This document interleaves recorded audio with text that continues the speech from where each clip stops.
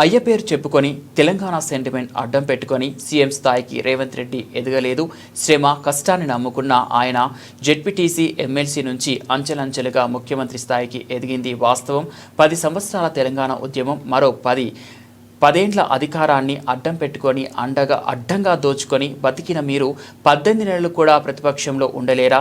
కేసీఆర్, కేటీఆర్, హరీష్ల అవినీతి అక్రమాలు ఒక్కొక్కటిగా బయటపడుతుండటంతో ప్రజలను తప్పుదోవ పట్టిస్తూ రెచ్చగొట్టే ప్రయత్నాలు చేస్తుండటం వాస్తవం కాదా?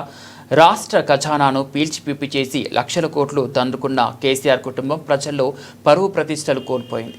తెలంగాణ ఆంధ్ర సెంటిమెంట్ అనే ఆయుధానికి దుమ్ము ధూళి దుల్పి మరింత మంది ప్రాణాలను ఒలిగొట్టారు. రెడ్డి గారిపై ఇష్టం వచ్చినట్టు మాట్లాడుతున్నాడు. నోట్ జాగ్రత్తగా మాట్లాడాలి. ఎందుకంటే మా ముఖ్యమంత్రి రేవంత్ రెడ్డి గారు జెడ్పీటీసీ స్థాయి నుండి కింది స్థాయికి నుంచి ముఖ్యమంత్రి స్థాయి దాకా స్వయంగా అత్యంతలుగా ఎదుగుతూ ఈ స్థాయికి వచ్చిండు. నీ లెక్క అయ్యపేటతో ఆయన నాయకుడు కాలే. జనంతో వచ్చిన నాయకుడు రేవంత్ రెడ్డి. ఆ జనంతో వచ్చిన నాయకుడికి నీలాంటి నాయకుడు మాట్లాడే నైతిక అర్హత లేదు.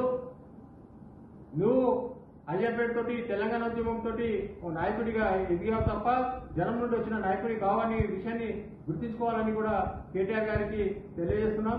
అంతేకాకుండా 10 సంవత్సరాలు ఉద్యమం పేరుతో అధికారాన్ని చెల్లించావు.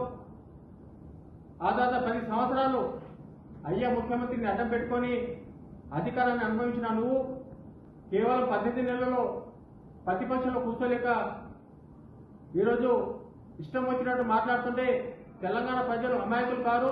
నీ యొక్క రాజకీయ అధికార దాహం అనేది తెలంగాణ ప్రజలు గమనిస్తున్నారు. జీవితంలో నీకు అధికారానికి దగ్గర కూడా రానియరని కూడా ఈ తెలంగాణ ప్రజలు చాలా స్పష్టంగా చెప్పబోతున్నారు తీర్పు అని కూడా ఈ సందర్భంగా తెలియజేస్తున్నాం.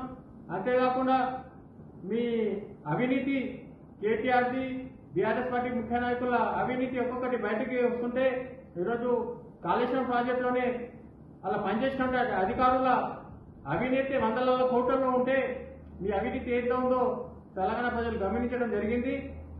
ఈ ఒక్కొక్క అవినీతి బయటికి వస్తుంటే దాన్ని తట్టుకోలేక మీడియాను ప్రజలను మభ్యదారి పట్టించడానికి ఈరోజు రేవంత్ రెడ్డి గారిపై అసభ్య పదజాలను ప్రయోగిస్తూ తన స్థాయి మర్చిపోయి మాట్లాడుతున్న కేటీఆర్కి ఈ తెలంగాణ ప్రజలు సరైన బుద్ధి చెప్తారని కూడా సందర్భంగా తెలియజేస్తున్నాం. అంతేకాకుండా గతంలో ప్రభుత్వం కూడా తెలంగాణ ఆంధ్ర సెంటిమెంట్ లేపుతూ రాజకీయం చేసే నువ్వు ఈరోజు తెలంగాణ ఆంధ్రకి చెందినటువంటి మంత్రి లోకేష్కి కలవడంలో తప్పేంది అని ప్రశ్నిస్తుంటే తెలంగాణ ప్రజలు అమాయకులు అని ప్రశ్నిస్తున్నాం. నువ్వు తెలంగాణ పేరుతోటి రాజకీయం చేస్తూ ఆంధ్ర నాయకులతో సంసారం చేస్తున్న విషయం అధికారంలో ఉన్నప్పుడు కూడా తెలంగాణ ప్రజలు గమనించారు. ఆనాడు కూడా కాంట్రాక్టర్లన్నీ ఆంధ్ర నాయకులకే అప్పచెప్పిన విషయం తెలంగాణ ప్రజలు మర్చిపోలేదు. ఈరోజు ఏదో ఉద్ధరించినట్టు మాట్లాడుతున్నావు. తక్షణమే తమ పద్ధతి మార్చుకోవాలి.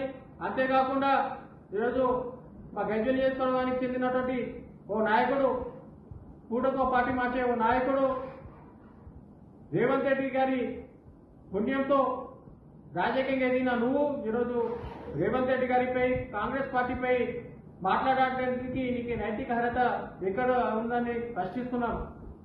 ఎందుకంటే 2018లో నువ్వు కాంగ్రెస్ కి నిలబడిన సంగతి మర్చిపోయి మాట్లాడుతున్నావు. ఆ విషయాన్ని గుర్తు పెట్టుకోవాలి. ఆనాడు రేవంత్ గారు నీకు చేసిన సహాయం మర్చిపోతే అసలు ఈ బతికే కాదని కూడా ఈ సందర్భంగా తెలియజేస్తున్నాం.